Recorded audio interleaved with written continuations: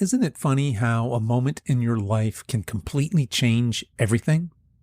We often refer to these as defining moments. In my own life, I can think of several pivotal moments, times when my life completely changed its course, sometimes in a positive way, and other times not so much. One of the main distinctions of a defining moment is that it creates a dividing line in your life, a distinctive before and after. A defining moment can be something big and momentous, like the birth of your first child or the death of a loved one, or the first time you kissed your soulmate, or that terrible moment when you realized that divorce is inevitable. But other times, it can be something much smaller, like an offhand comment made by a relative.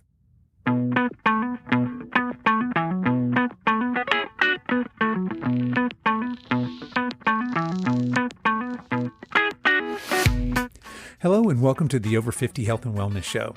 I'm your host, Kevin English. I'm a certified personal trainer and nutrition coach, and my mission is to help you get into the best shape of your life, no matter your age.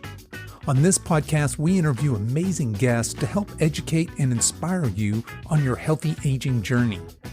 We have a great show for you today. Debbie Crall is here to share her fitness story and advice on healthy aging. But before we get into that, I want to let you know that this episode is brought to you by the Silver Edge. The Silver Edge is my online personal training and nutrition coaching business where I help you get off the exercise and diet hamster wheel and start making permanent healthy lifestyle changes so that you can enjoy the second half of your life with strength and confidence, so that you can become the healthiest, strongest, most vital version of yourself, no matter your age. If you're interested in learning more, send me an email at coach@silveredgefitness.com and we'll start a conversation.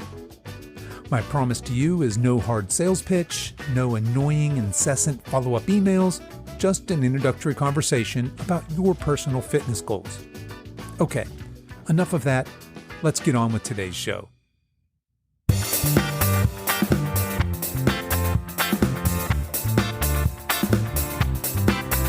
My guest today is Debbie Crall. Debbie is a 64-year-old author, speaker, personal trainer, and nutrition coach with over 3 decades experience working with people from couch potatoes to pro athletes. Debbie has been active all her life, and as you'll hear in this interview, she isn't about to slow down anytime soon. As a kid, I've always had a ton of energy, just a lot of energy. I think that possibly I missed the boat. I really do sincerely think that I should have been some kind of professional athlete because I had so much energy and I didn't know where to channel it.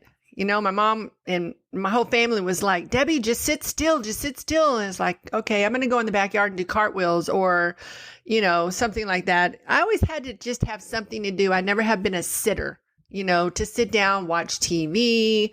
I never have been that girl. I always wanted to be out doing something. I had an opportunity to be on the ice skating team at Ice Palace in Las Vegas way back when I was going to junior high school with some friends of mine. They were on the team and they were like, Debbie, why don't you come out and skate with us? And so I did.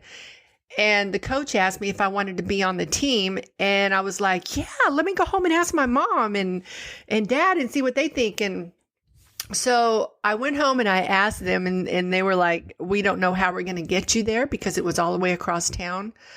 And I guess we didn't have the funds. I don't know. I just remember that I wanted to do it really, really bad. And it just didn't happen for me. So, yeah, I was always energized. In 1981, that's when I discovered physical fitness and bodybuilding. And I was at a family barbecue and I was running around the house. I remember this and I was so winded and the kids were just running circles around me and I didn't like that. I just wanted to run with them and keep up with them.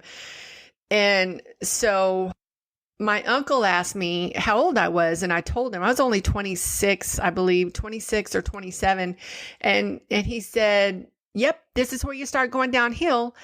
And I was like, what? That just means I'm getting old. That just means that I might as well hang everything up, just change into my polyester pants and go into sit in a rocking chair. And, but anyway, I just was not going to accept that. I was just like, no, I'm not getting old. I'm too young for that. So I got home and the next morning I woke up and it was about 5:30 in the morning. I got up and I went to the living room to turn on the TV and try to find some kind of exercise program. And there was Joni Griggins. And I was like, wow, man, this woman looked awesome. And she was like probably about 10 years older than me. And so she was doing these little leg lifts. I'll never forget it. And I was like, and she's talking about road maps on her thighs. And I was like, what is she talking about? I got up and I went to the mirror and I was like, oh my God, I have those. So I got right back to work, squeezing really harder with every single repetition. And it just kind of took off from there. Eventually I found another show right after her, and it was called Best Mata, and it was a 20-minute workout. And she was amazing too. And, these guys had the cutest little outfit too. I'll never forget that, how cute they looked in their little outfits. I'm like, where did they get those outfits? Because that's what I wanted. I wanted all of it. I wanted it all. Well, I was never obese. I was never a large person, but inside I considered myself very, very unhealthy, even with all the energy that I did have. I drank probably 6 Dr. Peppers every single day. I smoked 2 packs of cigarettes, maybe even a little more, every single day. I had no ambitions. I was a stay-at-home mom. I tried to just have fun with my kids. And I was energetic, and we did a lot of things in the summer and around the clock, basically. But yeah, I knew that when my uncle said that to me, I was like, okay, something needs to give. I need to, start cutting back on the Dr. Peppers, start cutting back on the cigarettes. Well, I did all that, and it was a gradual process. It wasn't easy. It was a gradual process, and eventually I just gave it up. And then I just thought I had energy. I got more energy then. I was just overall sense of wellness. And I started trying to learn how to eat better. Yeah, it kind of took off from there. That's when things really started coming together for me. So there you have it. An offhand remark by an uncle at a kid's party turned out to have life-altering effects for Debbie. His "it's all downhill from here" remark shook her, and she decided then and there that would not be her fate. But in spite of being an active child, she found herself in her 20s smoking 2 packs of cigarettes and drinking a 6-pack of Dr. Pepper every day, and she was paying for it. I'm sure you'll remember back in the 1980s, it was the heyday of aerobics on TV. Cute outfits and all. So the very next day, Debbie gets up and starts following along, and she's hooked. But I wanted to know where she found her information on nutrition. Gosh, back then, I don't really know. I know for a fact that sugar was big. Donuts in the mornings, maybe fast food. I knew that those 2 I had to cut out. We all had to cut out just as a family. It wasn't just me. It was for the health of my family as well. But I know that and when the donuts stopped, the kids just went nuts. Like, Mom, what are you doing making eggs and toast for us? It's like, well, I'm just learning. And I think it really, let's see, when did I get that nutrition almanac? I'm not really sure when I purchased this book, but I went to the library and I got a nutrition almanac and read it from the front to the back. And I learned a tremendous amount in that one. I started getting more and more bodybuilding magazines. And I was looking for nutrition information, just basic diet information, nutrition information. I really felt like that was, at that time, was a big, big deal. It was a game changer. So the more I learned about it, the more I changed inside. So Debbie's completely turned her life around from a health and fitness perspective. And she's impacting not just herself, but her entire family. She mentioned that she started getting bodybuilding magazines, which will certainly come into play later in our story, but for now she's mainly seeking nutrition information. but she's hooked on this new healthy, fit lifestyle, and she wants to take the next step.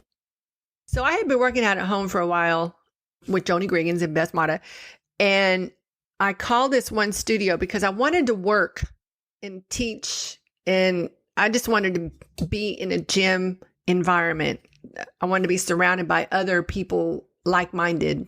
So if that makes sense. So I called President's Health Club and I said, hi, are you guys hiring any aerobic instructors? And they're like, do you have experience? And I said, no. Well, I'm sorry, we're looking for experienced. And I was like, dang. So I hung up the phone and I thought, where in the world do you get experience? I ended up calling Lane Powers. It was a small women's fitness studio. It was really small.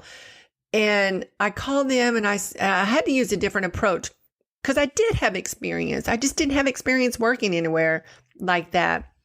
So my experience came from home. I called them up and I asked if they were doing any hiring. And the girl says, well, yeah, as a matter of fact, we are. And I was like, oh my gosh, what do I do now? And I got nervous and I got really super nervous. And she says, do you have any experience? And I said, well, yes, I do. I trained with Joni Griggins and Beth Mata. And these were well-known people back then. And she was like, oh, no way. Are you kidding me? And I said, yeah, well, I was in my living room. They were on TV. It's the truth. They were my trainers. They were my coaches, so to speak. So anyway, I went down. She said, why don't you come down and audition and see how you do? And I was just so scared. Well, they gave us a routine to do. All the instructors there had a routine to do. We had a little platform to stand on. So I walked in and had the audition and I was hired. I think I did like 2 to 3 classes a week. That's when it just all came together. I thought, I don't ever want to do anything else. I don't ever want to do anything else. I looked out, I was on this little platform and I remember looking out at all these ladies that were just sweating and they were pushing me. They were in better shape than I was because they had been doing it. And I was, but just not like they were. And I don't know. It was my calling. It was right then and there. I decided this is it. I'm going to take this as far as I can go. And I really didn't know what else I could do with 3 small kids at home, but we ended up moving. I taught 3 days a week and it was amazing. I just loved that place. We moved to Texarkana and I applied for this gym. It was a bigger gym, had a jacuzzi, whirlpool, racquetball courts. It was big. And I called and asked him if he was doing any hiring for aerobic instructors. And he said, that's all I knew. I didn't know anything about bodybuilding, but he said, well, let me get back to you. So it was a long, long time before he actually got back to me, but I would bug the crap out of him, man. I would call him like probably once a week. And finally, the last time I called him, it was like probably, gosh, a good 2 months later. I kid you not. And I said, this is Debbie again. What is the deal, Pickle? Are you going to hire me or what? And he just started cracking up. And he said, all right. Come in and audition. And I did, and I got the job. This was a little different than the studio. It was a co-ed aerobics, which I like too, because there was a lot of guys in there that were really, really gut busting it too. And then I had to design my own workout. It was all me. I had to come up with my own music. So I used a lot of Michael Jackson, Huey Lewis, Men at Work, all the old bands and stuff. But it was fun. That was the most fun I've ever had teaching. And I have a lot of memories back in those days. I did start out with aerobic competitions.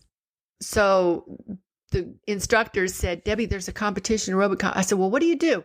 Well, you have to do a 3-minute routine. It's got to include 4 high leg kicks, 4 push-ups, 4 sit-ups, and 4 jumping jacks. And it's all got to choreograph into a routine. Well, I had no idea what I was doing. None whatsoever. So we go down there. There's probably 5 of us. We all go down there in Malvern. And it was called the Spring Fantasy Aerobic Competition. I won the dang thing. I won it. And they were like, wow. And they all knew that I had potential. I mean, I knew I had potential. The biggest thing with me is I was enjoying what I was doing. I was loving the process and didn't know where it was going to lead me, but I was just having a really, really good time. Took my kids, they were on the go, mom, and all this stuff. So, and it's the first time that I'd ever won any cash. Actually, I won $100. And then I went to the Arkansas State and came in 4th. And there was a lot of girls there, a lot. So there was some girls and guys at the gym that were telling me, man, you really need to get into bodybuilding. You got the physique for it. You got the shape for it. Your proportions are good. And I hadn't any idea what they were talking about. I just know that I didn't want to look like that, And back then in the 80s, those bodybuilders is like the norm for today. It's like, so you look at those women that were like real big back then. I thought like, no way, I don't want to look like that. But I got a better understanding of the sport and learned what it was all about. And so we moved to Wisconsin and I joined this gym and these 2 girls getting ready for a competition. Oh, Debbie, you should do this with us. So I'm like, I don't know anything about it. I've never even been to a bodybuilding show. Never.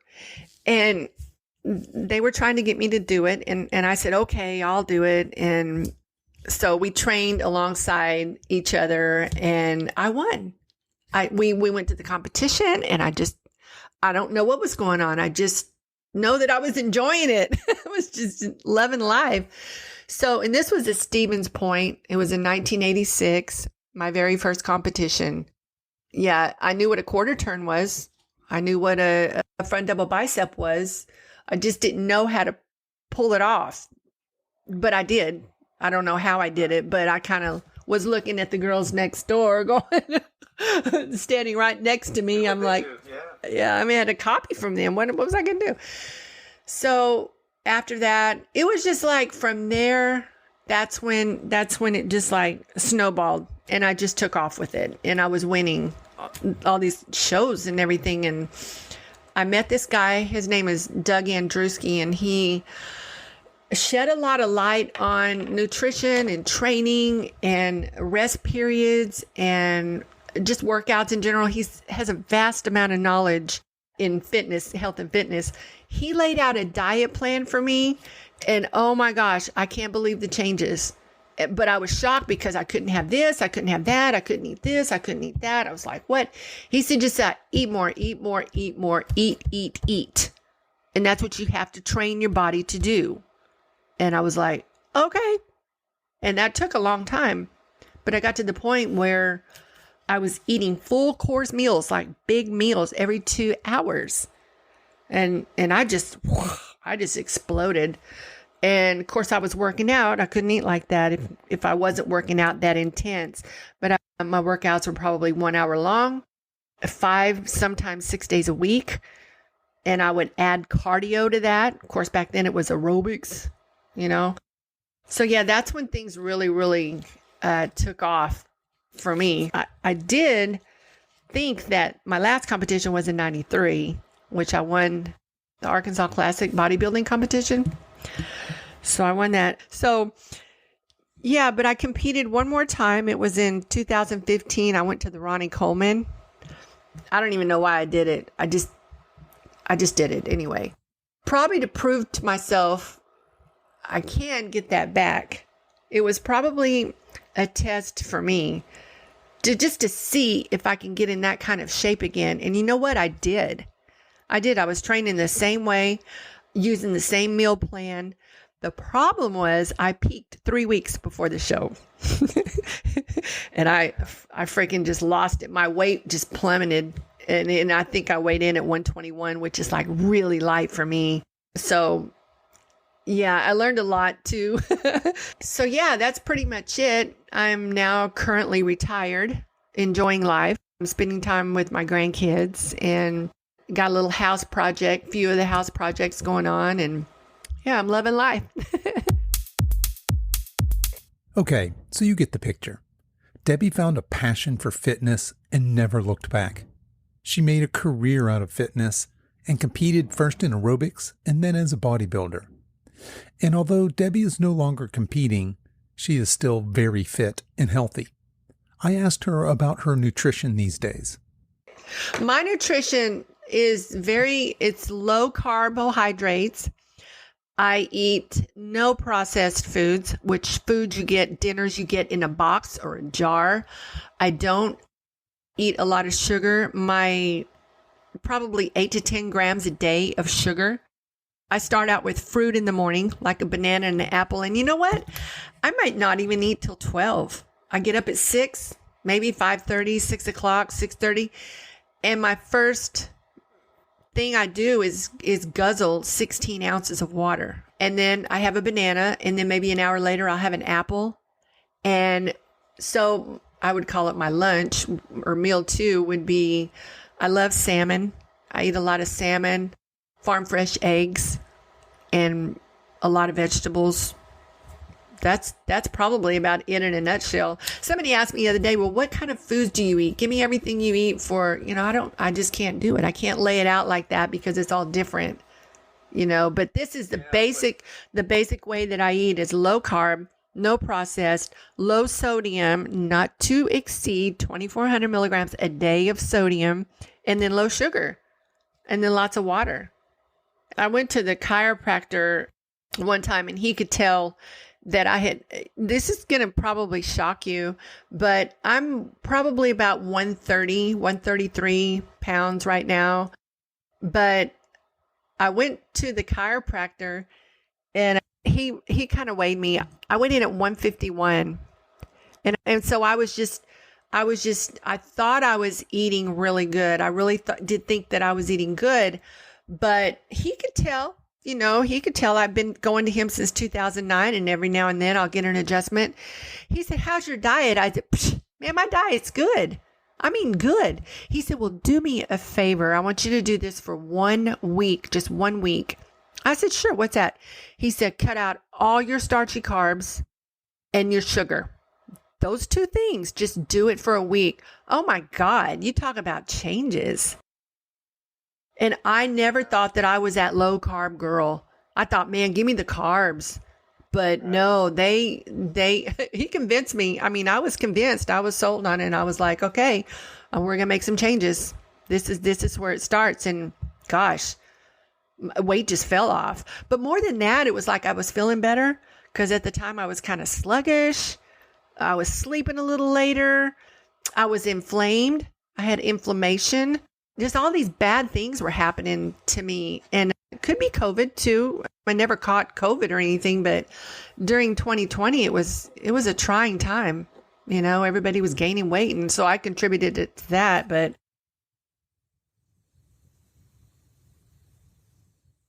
yeah, so that's what my diet consists of. Like today, and I will stay by it. Not to be, I'm not perfect, but weekends, heck yeah, I have a piece of pizza. I might have a cheesecake. Nobody's perfect, but next day I'm back on track. So it sounds like even super fit people like Debbie weren't immune to the COVID-19. But if you're looking to start your personal nutrition journey, there's some solid advice here. Avoid processed foods and sugar. Don't eat carbs in excess, and watch your sodium intake. And don't be too rigid with your diet. At any rate, not only is Debbie very physically fit, she's extremely mobile and flexible. And I asked her what her workout routine looks like these days. Monday, Wednesday, and Friday morning, I go to hot yoga.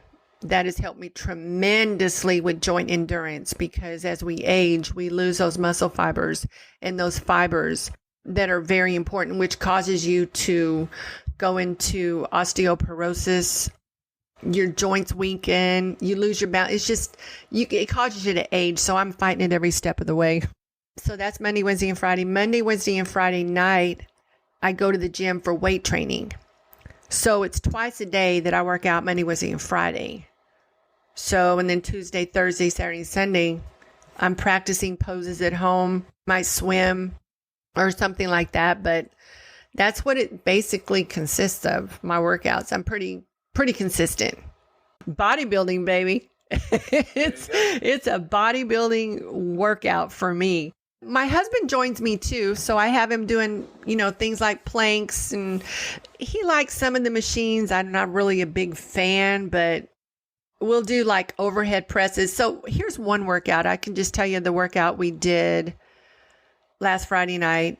We did bench press, 4 rounds, and it was heavyweight. 4 rounds of maybe, 6 to 8 reps. And then we did overhead presses for the same thing. I think we pyramided up. We started light and went heavier and heavier and heavier for 4 rounds. I love pyramid training. We did some negative side laterals. So I used 20, 25 pounds on side laterals for 8 to 10 reps. Let's see, what else triceps. So we had chest, shoulders, and triceps. And then we did dips, kickbacks, and overhead dumbbell tricep extension. Yeah. Oh, and then we did the lying barbell skull crushers, so to speak. We were pumped, man, when we left there. I don't want to give that up, and I never will. I never will give up bodybuilding. When I was in competition, it was like hardcore. This is what we're going to do. It was laid out, and I followed it to a T. Now, it's just like whatever. We don't really have a routine. I have to stop and think, okay, what was the last thing we did? And, what haven't we hit in a while? Because it's all nutrition anyway. That's the base. It's all nutrition anyway. And so yoga is really important to me. That's made me stronger. The weights haven't made me stronger. The joint endurance has made me stronger because you can only lift as strong as your joints are. And yoga has made me stronger, a lot stronger.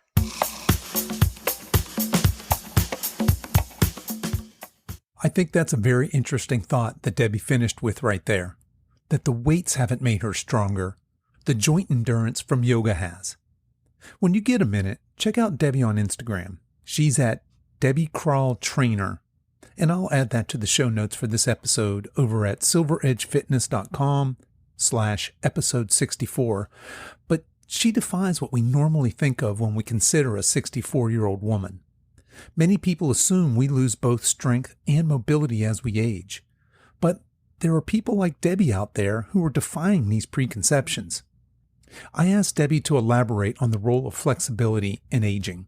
Yeah, people succumb to that. They just say, well, I'm too old for that, or I can't do that, or I'm not flexible. I hear all kinds of reasons why people don't want to stretch. But to me, flexibility is the most important component of physical fitness. If you're not flexible, how are you going to break a fall if you go and, trip? You lose your balance if you're not flexible. Imagine the Tin Man from Wizard of Oz. No, seriously, imagine him tripping. It's just like that. It's exactly like that. You're so stiff, you can't even barely take a step. But yeah, so I know that's important, so I'm on top of it. I stay right there. on top of it. But I'm always at the class. I have an amazing teacher. Sarah is amazing. She's really good with her cues. It's a small class. I just love it. But if I'm not doing that, like this week she's out of town and I'm going crazy. I'm like, man, I got to be doing something, So I'm not really good at doing yoga, a yoga routine. Like she takes us through this flow and it keeps you going. It keeps you going. So it's good for the heart, the lungs, the muscles, the blood vessels, the joints, the core. She does a lot of balancing stuff. So what I've been doing this week is just doing stuff on my own, more like posing and doing some poses. I see these really eclectic poses that some of these girls are doing. I'm like, oh, I bet I could do that. Even though it takes me 2 days to warm up. It takes me forever to warm up. I did something this morning and it took me probably a good 15 to 20 minutes to warm up to do some eclectic poses, really off the wall. But I love doing that. I love it. I do. I love it. We mentioned in the intro to this episode that Debbie has been active her whole life and that she really hasn't slowed down yet. And I think you're starting to get that impression by now. She's very active with her yoga and working out, and I wondered how she manages recovery from all this activity. It's active rest. It's out of the gym. It's here at home. It's wherever in the park. Wherever I am, I got to be active. But I do enjoy sitting down and watching like a Netflix movie, but I can't do that any more than like an hour and a half. I mean, I got to get up and do something because I don't know, maybe I feel guilty. I'm just sitting too much. I don't know, but I have to stay active. It's active resting. People think if you rest, you just sit and watch movies all day or sit all day. And I couldn't do that. I never have been able to do that. But recovery is important. Resting your body is important. Really, really, really super important to recover and refresh. And, after a hard workout, I wouldn't want to go unless I was competing. Now, when I was competing, there was no rest days. Maybe one rest day. Maybe. But you need at least 24 to 48 hours to recover from a heavyweight training session. And I get that. We get that. So I sleep pretty well. I might get up one time to go to the restroom, but other than that, I sleep pretty good. I cut way back on my caffeine. I haven't had caffeine in a very long time, so it helps me sleep better. It helps to calm me down. Besides, I don't need it anyway. I don't really need it anyway. Okay, so Debbie has dialed in her nutrition, her exercise, and her recovery pretty well. She's found what works for her. But she's been at this for a long time, well over 30 years. I asked her how she manages to stay motivated. You're not always motivated, so what you have to learn is to be disciplined. You have to discipline yourself to do stuff, to be active, to go out and take that walk. Walk a mile, walk a half a mile, make it a goal, lay out a plan. Motivation comes from within, and it takes a lot of discipline if you're not motivated. For me, a new pair of tights motivate me. Maybe a new pair of tennis shoes. Put $1 in a jar every time you take that walk or every time you go to the gym and work out. And then at the end of the month, go buy yourself something. It's all about discipline. And once you get into the habit, it takes 21 days to form a habit. So once you get in that habit, it's all good. So yeah, it's all about discipline. It's all about how bad do you want it? I mean, that's what I say. How bad do you want it? I mean, and you get in there and you get in that habit, you're going to see changes. And that right there should motivate you. You can't work out and eat clean for one day and then take off for 2 weeks. It's just not, I mean, you can't do that. Feel the changes, you see the changes, and you're like, all right, I got this. And that mental stuff, that mental stuff is in there. You just got to pull it out and use it. Just get mental with it. Change your ways of thinking. You don't want to go to the gym. You don't want to walk. You don't want to eat that food. You just don't want to do that. But dadgummit, people just got to get tough. That's all. Just tough. Just toughen up. Somebody asked me the other day, how did you lose all that weight? And I was like, well, this is how I ate. She's like, oh, no, I can never do that. I was like, oh, okay. Yes, a lot to be said for mindset. You got to look at how you spend your day, too. What do you do all day? I mean, do you listen to sad music? Do you read sad books? Do you watch sad movies on TV? What is it that you do all day? Because this has a big impact, too, of what you surround yourself with. How do you live? You got to look at your lifestyle overall. I have a big, huge supporter is my husband. He's huge. Anything I do, he backs me 100%. My whole family's like that. My kids, my grandkids, you get a lot of that support. But if you are in a situation where you don't get the support, you're living with somebody that tells you can't do it, or, you got to find a way to surround yourself with positive, like-minded people so that you become that. And that's what I surrounded myself way back when I first started. It was a big thing. I'm kind of glad I thought about this because it's big. How do you spend your time?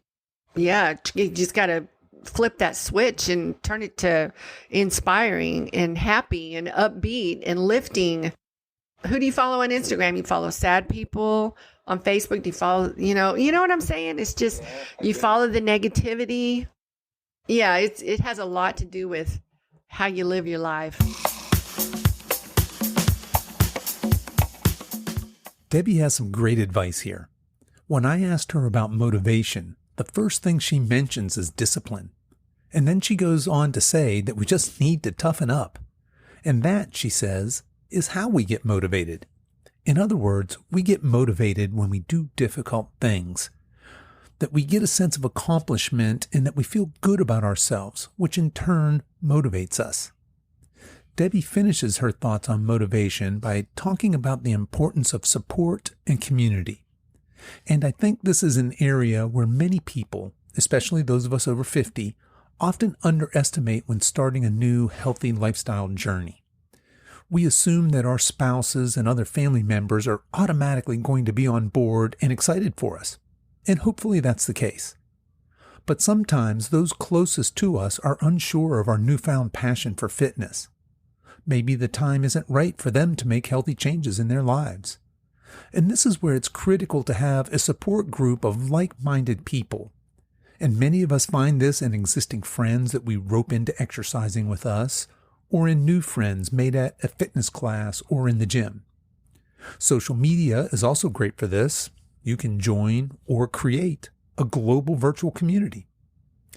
At any rate, I asked Debbie what she thought her life would be like if she would not have chosen to get healthy and fit back on that fateful day when her uncle told her it's all downhill from here. I don't even want to think about it. Probably, I don't know. Not in a good place. I would still be smoking and drinking Dr. Peppers and drinking or eating fast food and fried foods, and my kids wouldn't be healthy, and my grandkids wouldn't be healthy because their kids weren't raised like that, and yeah. My kids were raised healthy. They know exactly what's up. They're all married with amazing kids, and life is good. I don't know where I would be. I really honestly don't know. If I had never found fitness, I don't know. Maybe something else would have come my way. It's hard to judge it. That's a God thing. I can't really say because I don't know.